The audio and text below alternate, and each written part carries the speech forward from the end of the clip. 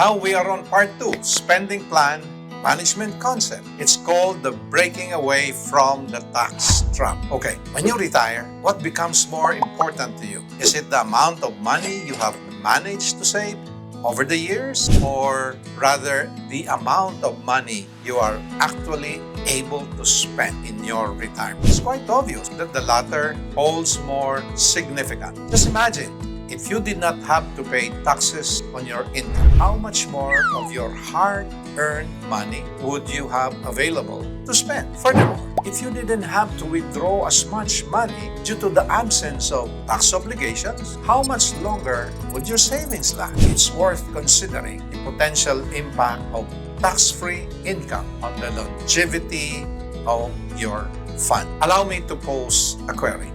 What are your thoughts on the trajectory of taxes now and in the future? It is widely believed that the taxes will inevitably rise. And we have seen it in the years. Is this your perspective as well? Over the past decade, we know how the IRS has impacted us. They have changed tax brackets, simultaneously raising effective tax rate. Additionally, they have eliminated some of our deduction, and they have heightened taxation on our social security, and obviously have implemented other tax measures. Okay, let me break it down for you. Imagine now you are a farmer and you're heading to the local seed store emporium for you to buy your seeds. So you pick out the seeds and you need and head out to the counter to pay. Now, here comes the interesting part. The cashier asks you a question. Would you prefer to pay the tax on the seeds now or today and enjoy a tax-free harvest later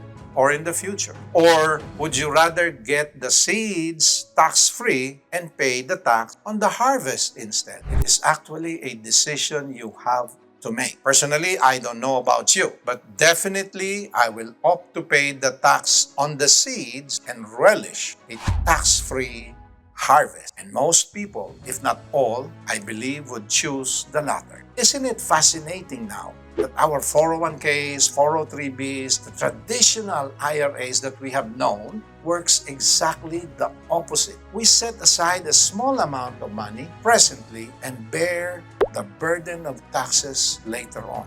Consequently, when we begin withdrawing funds from these plans, the IRS promptly arrives with a wheelbarrow to claim their share of tax. And we all know this. It's intriguing how we have been led to believe that only qualified plans are the best option and beneficial for our retirement. To some extent, maybe yes, but when in truth, they primarily serve as Uncle Sam's top-notch savings strategy. All right, let's take an example. Assume you have a qualified or a traditional retirement plan or an IRA, and you are contributing around $5,500 annually to it. If you are in a 25% tax bracket, the traditional IRA is saving you $1,375 each year, which will total more than $41,000 for a period of 30 years. Now, let's consider the scenario upon retirement. If the $5,500 yearly contribution to this traditional IRA plans grows at an average annually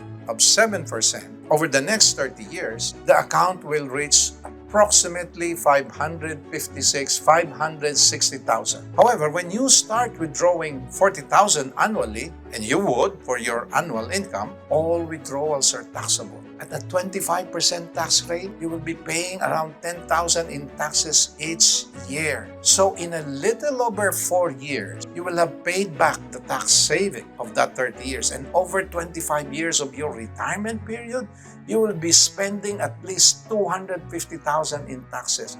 And that is assuming that taxes will remain constant. Now, if you had invested the $5,500 in a tax-free account, you could potentially increase your spendable income by at least 25%. You'll be taking the risk out of your retirement. Well, another concern with qualified plans, aside from the potential increase in income taxes, is the uncertainty of market downturn. How would it impact your financial stability if the market experienced a significant decline, let's say 10, 20, or even 30 years on the day you retire? And this has happened in the last 20 years. Would it substantially affect your income? Obviously, imagine the benefits of safeguarding a portion of your asset to shield them from such market losses. Now, let's think about it. By combining this concept, you can actually create your very own tax-free retirement system. Absolutely. It looks like a financial boost overnight. In just a short amount of time, you can drastically decrease or even get rid of your debts. You can greatly enhance your cash flow. Definitely, you will be able to lower your income taxes. At the end, it's going to generate a tax-free income from your investment. You can even save for your children's college education. At the end of the day, you will have a solid plan for the retirement you have always wanted. In conclusion, we want you to minimize your exposure to financial losses, boost your earnings, and achieve a secure and fulfilling retirement. This is the valuable message we aim to convey to you today. You have access to specific resources from us at no cost to you. You just need to simply schedule a meeting with us so we can tailor fit the financial analysis and tax plan so that we can suit